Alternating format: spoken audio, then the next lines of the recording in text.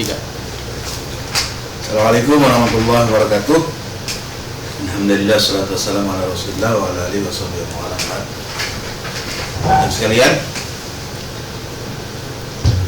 sebelum kita membahas pertemuan yang ketiga, mari kita sama-sama berdoa kepada Allah Subhanahu wa taala. Mudah-mudahan belajar kita pada hari ini diberi kemudahan dan kelancaran oleh Allah Subhanahu wa taala. Bismillahirrahmanirrahim. Allahumma akrimna bi nuril fahmi, Allah muliakanlah kami dengan cahaya ilmu. Akhlisna min dhulumatil fahmi, keluarkanlah kami dari kegelapan. Waftah alaina abwabal ilmi, bukakan kepada kami pintu-pintu ilmu ya Allah. Wa zayyina bi halaqil hasanati wal khair. Hiasilah diri kami dengan akhlak dan kemuliaan bi rahmatika ya rabbal rahimin. Rabbana zidna ilma warzuqna fahma. Amin. Apa kabar semuanya? Alhamdulillah, mudah-mudahan kita senantiasa dalam keadaan sehat walafiat. Teman sekalian, sebelumnya kita pernah membahas materi tentang iman kepada hari akhir. Masih ingat ya? Tentang pengertian iman kepada hari akhir, apa hukum beriman kepada hari akhir, kemudian perjalanan hidup yang begitu panjang yang akan kita lalui nanti di akhirat, dari alam yaumul ba'ats, dibangkitkan dari alam kubur sampai akhirnya kemudian hari pembalasan dari Allah Subhanahu wa taala. Dan selanjutnya sudah kita pelajari apa sih hikmahnya kita mempelajari iman pada hari akhir. Baiklah teman sekalian, di pertemuan yang ketiga ini kita akan bahas tentang saling menasihati. Allah Subhanahu wa taala berfirman dalam Al-Qur'an, "Kuntum khairu ummah ukhrijat lin-nas ta'muruna bil ma'ruf wa tanhauna 'anil munkar." Allah tegaskan, kalian adalah manusia yang paling baik. Kuntum khairu ummah. Kalian adalah umat yang paling baik, kata Rasulullah sallallahu alaihi wasallam, Allah Subhanahu wa taala dalam Al-Qur'an. Umat yang paling baik itu yang seperti apa? Ta'muruna bil ma'ruf wa tanhauna 'anil munkar. Punya kewajiban amar ma'ruf nahi munkar. Menyuruh kebaikan, mengajak kebaikan, dan mencegah kemungkaran. Bahkan Rasulullah SAW dalam hadisnya dikatakan, "Man ra'a minkum munkaran falyughayyir bi yadihi, fa illam yastati wa bi lisani, fa illam yastati wa bi qalbi, wa yad'u." Dan siapa yang melihat kemungkaran, maka wajib baginya untuk mencegah kemungkaran itu, untuk merubah itu dengan cara apa? Tangan, kekuasaan, kedudukan, posisi dia. Kalau tidak mampu, bilisan, dengan lisan. Kalau lisan pun tidak mampu, biqalbi. Hati kita ketika melihat kemungkaran merasa kalau kita itu tidak rela. Nah, kata Nabi, kalau kita melihat kemungkaran tidak mampu dengan kekuasaan, tidak mampu dengan lisan, hanya dengan hati, apa kata Nabi? Ya ampun, iman yang paling lemah. Itu sekali dimuliakan oleh Allah Subhanahu wa taala. Kita pernah membaca, barangkali pernah mendengar bagaimana ketika Rasulullah SAW mendakwahkan wahyu Allah. Ketika Rasulullah SAW berdakwah, segitu luar biasa, pahit, getih, cacian, makian, bahkan Rasulullah mau dibunuh. Bagaimana Rasulullah ketika giginya patah, bagaimana Rasulullah ketika pelipisnya berdarah-darah,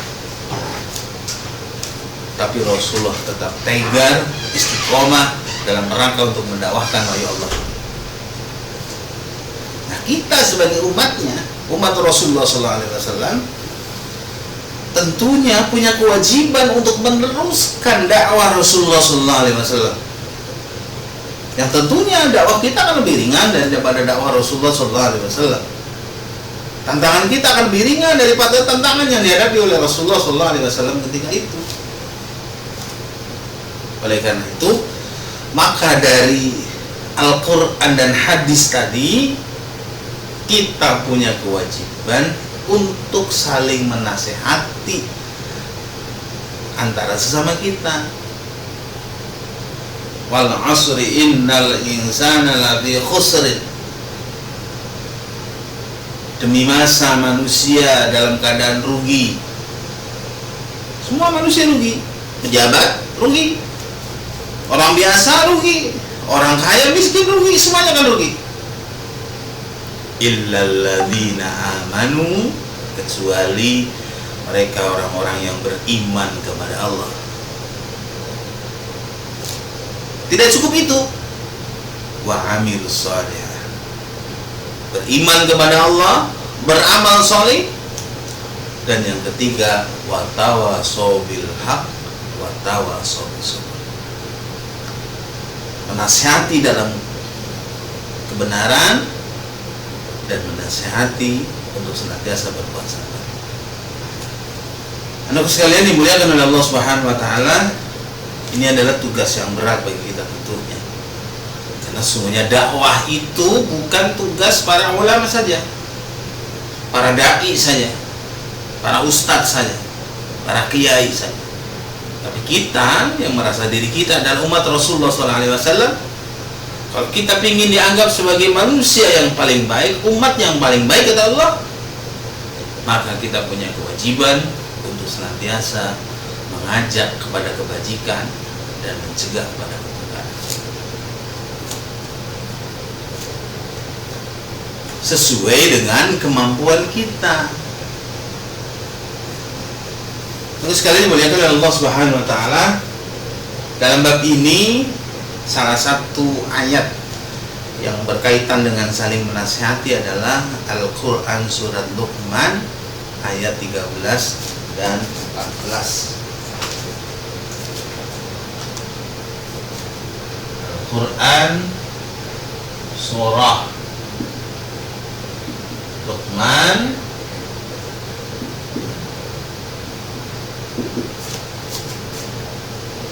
dan 14.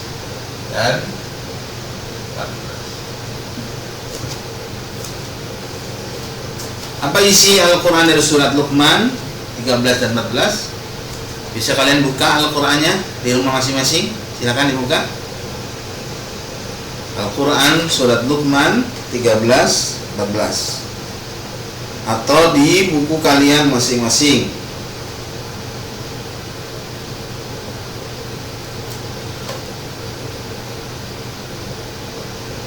Sudah ya? Ketemu? Halaman 81.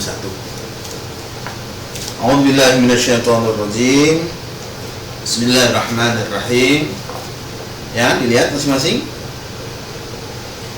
Wa idh qala Luqmanu libnihi wa huwa ya'idhuhu ya bunayya la tusyrik billah inna syirka la zulmun azim.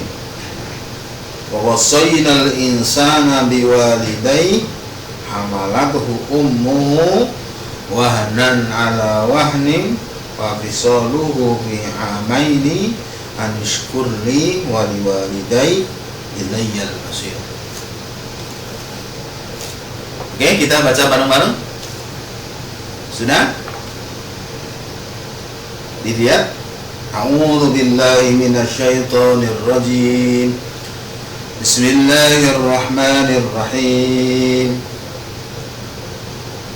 Wa idh qala Luqmanu libnihi wa huwa ya'idhuhu ya bunayya la tusyrik billah inna syirka la zulmun azim. Wa wasaynal insana biwalidayhi hamalathu ummuhu wahnan ala wahnin wa fisaluhu fi amain an ishkur li wa liwalidayhi ilayyal masir. Wa idh qala Luqmanu libnihi, ketika Luqman berkata kepada anaknya, wa huwa ya'iduhu, dan dia memberi nasihat kepada anaknya. Apa yang pertama? Ya bunayya la tusyrik billah. Wahai anakku sekalian, janganlah kalian menyekutukan Allah. Nah, nasihat Luqman kepada anaknya itu penting diterapkan dalam kehidupan kita. Nanti anakku sekalian, ketika kalian nanti sudah hidup berumah tangga, jadi orang tua, maka kewajiban pertama orang tua kepada anaknya adalah menanamkan akidah. Tanamkan keimanan yang kuat pada anak-anak kita. Karena apa? Kalau iman sudah kuat, ketika nanti menghadapi masalah apapun, cobaan apapun, maka dia akan tetap berpegang teguh kepada keimanannya. Bayangkan saja, ketika keimanannya lemah, ketika dia dihadapkan satu masalah, boleh jadi dia akan menjual keimanannya untuk dunianya. Nauzubillah min dzalik. Tanamkan akidah yang kuat. Apalagi kalau kalian nanti, kan nggak ada yang tahu nanti rezeki kalian. Mungkin ada yang menjadi pejabat. Semakin tinggi kedudukan seseorang itu akan semakin kencang, semakin besar ujiannya. Ibarat pohon, semakin tinggi akan semakin kencang terpaan anginnya. Tapi kalau akarnya kuat, insya Allah pohon itu tidak akan roboh. Demikian juga kalau keimanan kita kuat, kokoh, maka insya Allah kita tidak akan menjual iman kita dalam dosa. Yang kedua, itu sekalian, wa wassaynal insana biwalidayhi hamalathu ummuhu wahnan ala wahnin wa fisaluhu fi amaini anishkur li waliwalidayhi. Nasihat Luqman yang kedua kepada anaknya, bagaimana anak tahu tentang jerih payah perjuangan seorang ibu kepada anaknya. Coba anak sekalian, coba kalian bayangkan ya, wajah ibu di hadapan kalian, tatap wajah ibu kalian masing-masing. Berapa besar perjuangan ibu kita kepada kita. Dari nyidamnya sudah gak enak makan, ada yang muntah-muntah, ada yang ngidamnya gak doyan makan, ngidamnya semakin berat perutnya. Bayangin saja sekalian, beratnya sekitar 2,5 kilo, bahkan ada yang 3 kilo tuh. Bisa kalian rasakan. Coba di rumah masing-masing kalian biar ngerasain bagaimana perjuangan seorang ibu ketika mengandung kita. Ada benda 2 kilo di perut kalian, nanti diikat gitu, gak usah lama-lama, 1 minggu saja. Jangan dilepas. Kemana-mana kalian bawa, jalan kalian bawa, ke mall kalian bawa, ya, sekolah kalian bawa. Akan merasakan, bisa membayangkan seperti apa ibu kita ketika mengandung kita seberat itu 9 bulan 10 hari. Makanya ada cerita, tahu benar apa tidak, di Eropa itu ada bapak-bapak yang pingin tahu sebenarnya yang dialami seorang perempuan itu seperti apa beratnya. Ada yang begitu, benda 3 kilo diikat di perutnya, kemudian dengan teknologi yang sangat canggih, seolah-olah dia itu mau melahirkan. Kan ada pembukaan 1, pembuatan 2, 3, dan 4. Ternyata apa? Setelah dia lakukan itu, dia kemudian mengatakan, luar biasa itu perjuangan seorang perempuan, seorang ibu. Kalau sudah hamil tua, dilihat itu ibu-ibu yang hamil tua itu tidur kanan kiri, udah nggak bisa gerak, panas, udah nggak enak. Ditambah lagi apa, waktu mau melahirkan ada pembukaan 1, 2, 3. Yang laki-laki tidak pernah merasakan itu. Belum lagi ketika melahirkan, dia akan mengeluarkan darah yang begitu banyak. Nah, sekalian bayangin ya, ketika kita di perut ibu kita, kita sudah menghisap darah ibu kita. Kita makan lewat makanan yang dimakan oleh ibu kita. Dan ketika melahirkan, taruhannya adalah nyawa, hidup atau mati. Banyak ibu-ibu yang melahirkan muda meninggal dunia. Ketika berpikir ke sana, kita sebagai seorang anak luar biasa.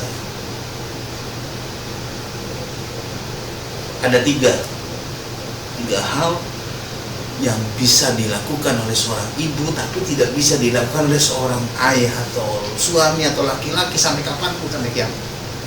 Apa itu? Yang pertama adalah mengandung. Ada laki-laki hamil. Yang kedua adalah melahirkan. Dan yang ketiga menyusui. Darah daging kita itu berasal dari air susu ibu yang selama 2 tahun menyusui kita penuh dengan kasih sayang. Pertanyaannya adalah, kita semua, kalian yang sekarang sudah kelas 12, apa yang sudah bisa diberikan untuk ibu kita tercinta? Apa perjuangan ibu yang segitu luar biasanya? Kita balasannya apa? Umpatan kepada orang tua kita. Ngomongnya lebih kasar, lebih kencang dari ibu kita. Itu kenapa? Lalu sekalian, jangan sampai ucapan kita, perilaku kita akan menyinggung perasaan orang tua kita, menyakiti perasaan orang tua kita. Kalau itu terjadi, kemudian orang tua kita tidak ridho, orang tua kita murka, maka Allah akan memurkai kita. Ridullah fi ridul walidain, suhtullah fi suhtil walidain. Ridhonya Allah ada pada keridhaan orang tua, dan kemurkaan Allah ada pada kemurkaan orang tua. Maka sekalian, kalian pulang dari rumah, dari sekolah, atau sekarang kita sudah mengkaji tentang bagaimana perjuangan seorang ibu, yuk cium tangan kepada ibu kita, kepada bapak kita, minta maaf atas segala kehilafan, kesalahan yang lisan kita sering menyakiti, menyinggung hati orang tua kita, perbuatan kita sering menyinggung perasaan orang tua kita. Lalu sekalian, ada satu kisah namanya Qais Al-Qarni. Dia seorang pemuda di Yaman. Dia orang yang sangat bakti sama ibunya. Bapaknya sudah tiada, dia hidup dengan ibunya yang fisiknya semakin tua, semakin berkurang. Dia tapi anak yang sangat luar biasa. Saking luar biasanya dia kepada ibunya, dan dia anak yang ingin ingin pergi umrah ataupun haji, berziarah ke makam Rasulullah SAW. Tapi dia tidak berani itu. Karena apa? Takut dia meninggalkan ibunya sendirian di rumah. Suatu ketika dia termenung, kemudian ditanya oleh ibunya, "Ada apa wahai anakku? Kamu merenung, kamu menyendiri, kamu sedih." Apa kata anaknya? "Ibuku, saya ingin berziarah ke makam Rasulullah SAW. Saya ingin menunaikan ibadah umroh dan haji." Apa kata ibunya? "Ya udah nak, saya izinkan kamu untuk pergi umroh atau haji." Dengan keriduan ibunya, kemudian dia kerja mengumpulkan biaya uang, dan akhirnya terkumpullah duit sebagian uang itu untuk ibunya selama dia meninggalkan ibunya untuk berziarah ke makam Rasulullah SAW, dan sebagian biaya itu untuk pergi ke tanah suci. Cukup jauh aku sekalian dari Yaman. Ketika sampai sana, dia mau ke rumah Rasulullah SAW, ternyata tidak bertemu dengan Rasulullah. Dia bertemu dengan siapa? Dengan istri Rasulullah SAW. Assalamualaikum. Dari mana? Saya dari Yaman. Al-Qarni, saya bertemu dengan Rasulullah SAW. Oh, Rasulullah sedang pergi perang. Kapan Rasulullah pulang? Saya nggak tahu Rasulullah pulangnya kapan. Hanya Al-Qarni berpikir, oh ya, ibu saya di rumah. Kalau saya kelamaan di sini, bagaimana nanti dengan ibu saya? Hanya Al-Qarni mengatakan, salam saja kepada Rasulullah SAW. Saya tidak bisa lama-lama meninggalkan ibu saya di Yaman. Pulanglah ke Yaman. Suatu ketika Rasulullah pulang, istrinya bertanya, ya Rasul, itu tadi ada seorang pemuda dari Yaman datang ke sini ingin bertemu dengan engkau ya Rasul. Tapi dia keburu pulang, kenapa tidak mau meninggalkan ibunya lama di kampungnya? Siapakah dia gerangan ya Rasul? Apa kata Rasulullah? Dia adalah penghuni langit. Kaget. Kok penghuni langit? Dia manusia biasa, tapi kayak malaikat. Segitu berbaktinya kepada ibunya. Bahkan ketika itu sahabat-sahabat Rasulullah dikumpulkan oleh Rasulullah SAW. Wahai para sahabat, jika nanti kalian ketemu dengan seorang pemuda dari Yaman bernama Uwais Al-Qarni, ciri-cirinya begini, maka minta doalah kepada dia, karena dia doanya dikabulkan oleh Allah Subhanahu wa Ta'ala. Dan mintalah istighfar kepada dia, karena istighfarnya diterima oleh Allah Subhanahu wa Ta'ala. Para sahabat kaget, apa kelebihan si Uwais Al-Qarni sampai Rasulullah mengatakan para sahabat suruh minta doa kepada Uwais Al-Qarni? Apa kelebihannya? Pada suatu ketika ada rombongan datang dari Yaman, dan para sahabat waktu itu dihentikan tuh, dicari satu-satu mana, ternyata ada yang namanya Uwais Al-Qarni dengan ciri yang sama apa yang disebutkan oleh Rasulullah. Hanya para sahabat mengatakan, wahai sang pemuda Uwais Al-Qarni, doakan kami dan mohonlah ampun kepada Allah untuk kami, karena sesungguhnya doa-doamu adalah dikabulkan oleh Allah Subhanahu wa Ta'ala. Apa penyebabnya doa dikabulkan oleh Allah? Salah satunya dia adalah seorang pemuda yang sangat bakti kepada ibunya, meskipun dia hidup sendiri dan penuh dengan kekurangan, tapi dia terus dan menerus untuk senantiasa berbakti kepada ibunya. Dan sekalian dimuliakan oleh Allah Subhanahu wa Ta'ala, mudah-mudahan dengan kisah ini akan menghilangi pada kita agar kita menjadi anak-anak yang senantiasa berbakti kepada orang tua kita, apalagi khususnya ibu. Terima kasih. Assalamualaikum warahmatullahi wabarakatuh.